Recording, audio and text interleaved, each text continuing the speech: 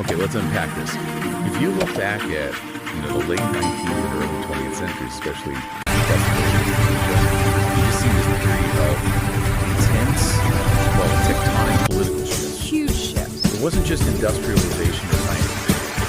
This was an era where the whole idea of the autocratic ruler was being violently challenged. And often through targeted assassination. And we see it with figures all over the region. The acts of political were profound. They really were, and those events, as tragic as they often were, they laid the groundwork for a lot of modern political movements. But today, we're zeroing in on one event that our source material argues really stands apart. Okay. The 1933 execution of Muhammad Nader, king of Afghanistan. And what makes this one different? Because it wasn't just a political hit-job or, a moment of chaos. The sources frame this as something else entirely. A calculated revolutionary execution that was rooted in really deep ideals of justice and anti-tyranny. So we have a deep dive custom-tailored stack of academic papers, historical accounts, and filters it all down to this one single A British-backed king versus one revolutionary, Abdul Hazara. So what's the mission? The mission is to really try and understand the nature of tyranny, the power of ideological resistance, and how a single desperate act can influence the entire trajectory of a nation. How? And to start, you have to grasp the instability of the late 1920s Afghanistan. King Amanullah Khan, he tried to modernize the country, but his reforms, And that was partly due to British interference, right? But also internal weakness. exactly. That failure created a power vacuum, and it led to the rise of an interim government, the one Nader Khan would eventually overthrow. Right. It opened the door for Abdul. That's right, known colloquially as the Shah, literally the son of the water. He led the first non-Pashtun government since the 18th century, and his rule was brief, messy, and it really provided the perfect target for attack. And that's where Muhammad Nader Khan strides on this stage. We really need to understand his background because his roots are just so crucial to understanding the tyranny that followed. Absolutely. Nader Khan was born in 1883, but not in Kabul. He was born across the border in Punjab, British India. Okay. And his family's loyalty to the British was, it was historic. To get this dynamic, you have to look at his grandfather, Muhammad Khan. And what was Yahya's role? Yahya was instrumental in signing the notorious Treaty of Hazara. Now, if you're not familiar with it, that treaty was basically the foundational document for British manipulation in Afghanistan. To see territory, control all of it. All of it. So when the family finally returns to Kabul, they're already carrying the baggage of being, historical collaborators. That's a powerful connection. So you have a family that was raised on and really benefited from undermining Afghanistan. Yes. And that influenced Nadir Khan specifically. He and his brothers, they weren't just raised in India, they were educated under English tutelage, and he received comprehensive military training. So he absorbed the whole imperial flavor. He did. The political methods, the authoritarian style of the British establishment, that education was foundational to his leadership style. They returned to Kabul in 1901, and he just rises to the rank of Amir Khan. A very rapid ascent for someone with deep external backing.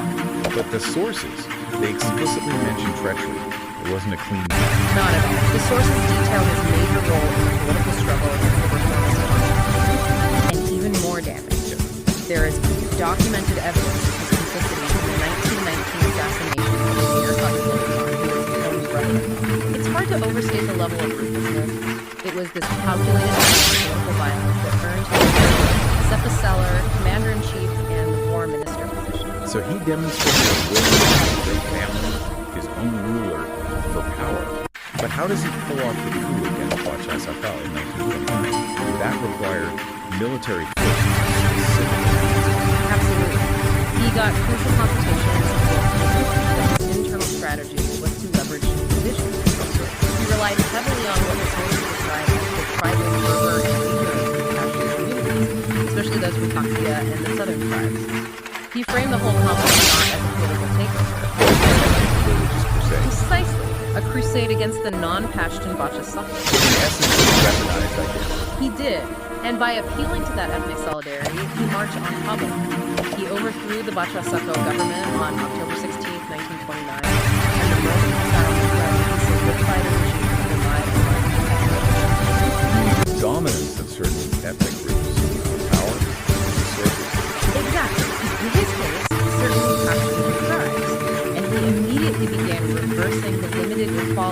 that Amrul Khan instituted. So that established him. Now we have to turn to the man who opposed him, Abdul. The contrast just couldn't be starker. It's the ultimate clash. Systemic oppression versus this deeply informed idealism. Abdul Khaliq was born around 1960. His family were Hazaras. Their history Placed by Abdurrahman Khan's forces. Right? Yeah. 19th century rule was violent suppression of Yes, and Khaliq's family was brought to Kabul as slaves for the powerful Pashtun Kashar Turkic family. So his very existence is a living testament to the power threatened to institutionalize all of it. That is the absolute core. He literally grew up in the shadow of the struggle. But here's where his story began. Revolution. His exposure to modern anti-colonial thought. Khaliq's father, Abdul, had traveled extensively with his master, Nader Turkic, and had become fluent in European languages. English, German, Russian, and French. So he brought a global perspective. He did. Muladad exposed Khaliq to concepts that were completely antithetical to Nader Khan's vision. Ideas of freedom, equality, constitutionalism, democracy. He attended Najd High School, which connected him with a whole network of intellectuals and revolutionaries, among his teachers and classmates. His high school connections weren't just academic, they were intense.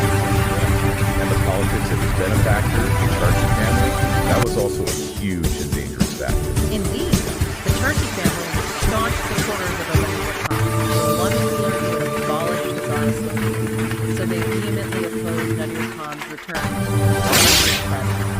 Nader Khan saw the Charkis as his major political rivals. He did, and the king dealt with rivals. What was his strategy? It was psychological and absolute. He would lure opponents back, promise them amnesty, and then just execute them. He did this with devastating effect to Nader Khan. So Khaliq watched the king dismantle the very people who given his family shelter, education, and exposure to all these ideas of freedom. Yes. It wasn't just a political disagreement. For him, it was a personal betrayal carried out by the state. This is where we need to address the propaganda. Because regimes like this always try to trivialize ideological resistance, don't they? That's a critical point. Nader Khan's court historians launched this ridiculous propaganda campaign.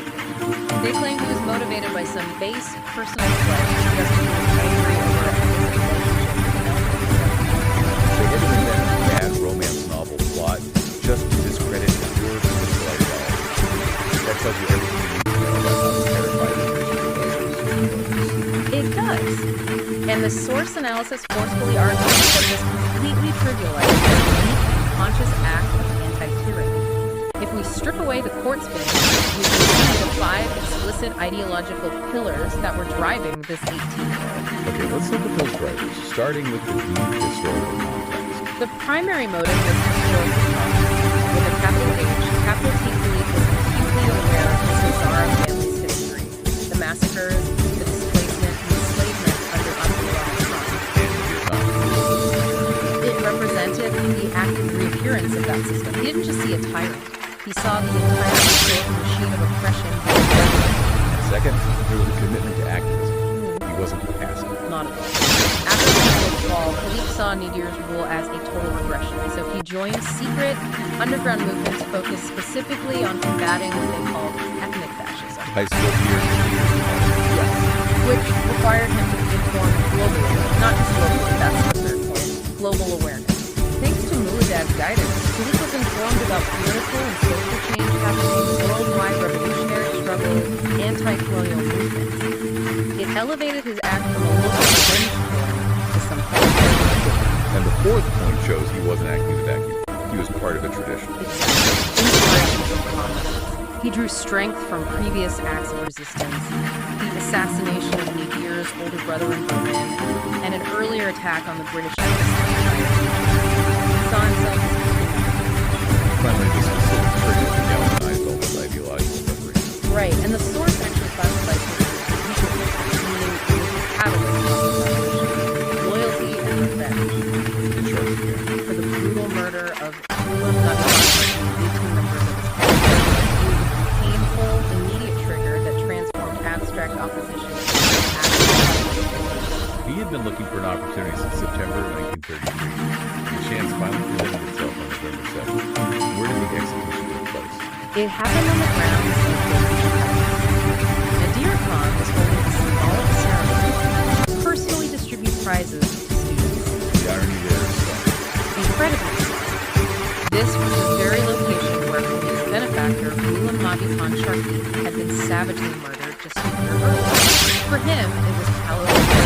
He clearly knew the significance of the location, so how did he get the weapon inside? Khaliq, who was only 18, he left the celebration briefly, retrieved an old pistol he'd hidden outside, and came back wearing a long coat to conceal it. He positioned himself in the second row of students. And his friends? Crucially, his friends, Shah and Abdul, were in the front row. They knew something drastic was about to happen, and they created a gap in the line right when the Shah approached. They gave Khaliq a clear shot. Okay, let's talk about the shots. The source material emphasizes these weren't random, meticulously targeted. They revealed the full ideological depth of his plan. Khaliq drew the pistol and fired 3 successful shots. The first one targeted the Shah's mouth. The mouth, why? Symbolizing the center of deceit and false swearing, the lies he used to seize power. Aiming for the source of the power. The second shot struck the heart, the center of cruelty and theft. And the third shot hit the brain, the center of conspiracy and plot. He was executing not just the man, but the very attributes of his tyranny, one by one. That level of ideological calculation is chilling and profound. And then the action stops. The fourth shot jams. But Khaliq's resolve didn't falter. Instead of trying to flee, he just repeatedly smashed the weapon onto the Shah's bloody head. He stood his ground, watching his target, expressing satisfaction with what he did. The guards eventually subdued him to the torture began. Desperate to break. And an absolute panic. And they subjected him to extreme, horrific things. This included things like hot oil and a systematic technique called cannon fauna. For those who are unfamiliar, what does cannon fauna actually entail? It's a method designed to inflict maximum pain and psychological damage without immediate death. It involves the systematic removal of fingers, toes, eyes. It is pure, calculated Satan. He did, insisting he acted alone. His declaration was simple. I executed this tyrannical Shah with my own will, and I will never regret the result. The result is staggering. But what about his network? His friends? That level of loyalty under torture is almost unheard of. It's maybe the most remarkable detail of the whole thing. When his friend, Khan, was brought before Khaliq while both were being tortured, he shocked and betrayed him. Instead, he lamented him. He said, "Why, my disloyal friend, did you not include me and the others in this important action? If you had trusted us, not one leader of this corrupt and oppressive government."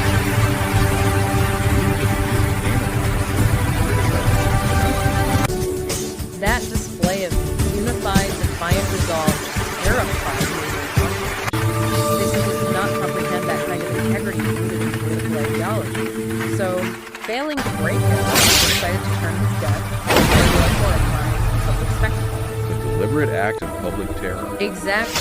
The execution was witnessed by a large crowd and carried out by high-ranking figures, Nader's brother, vengeful tribal leaders, all armed with axes, saws, daggers. Unbelievable. And despite his severe prior torture, Khaliq reportedly stood tall, focused on a distant, unwavering point, completely ignoring the whole spectacle. And the sources detail the calculated savagery of his final moment.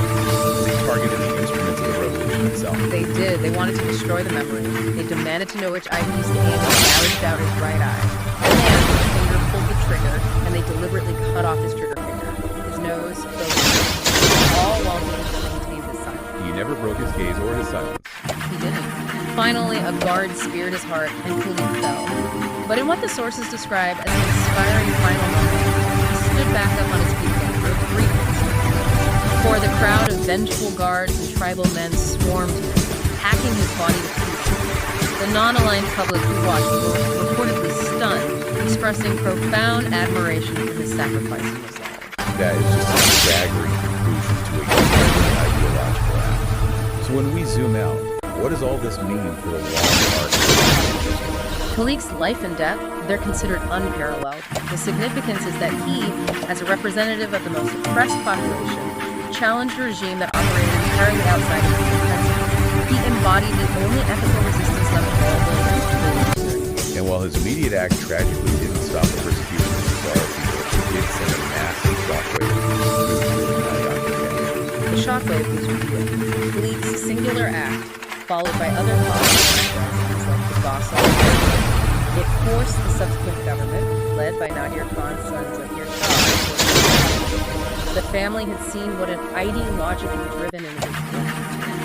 And what did that moderation look like in practice? It meant that while the ethnic power structure remained, the regime was forced to be less overtly and brutally oppressive. They were compelled to eventually open the door to reform. The source material argues strongly that it was a combination of execution and these other revolts that eventually ushered in Afghanistan's brief but crucial decade of democracy. A political turning point, blood and defiance decades earlier. It's a powerful lesson in how an individual armed with an ideology can change the required political behavior of an entire country's ruling structure. And that leads directly to the final provocative thought that the source material offers critically.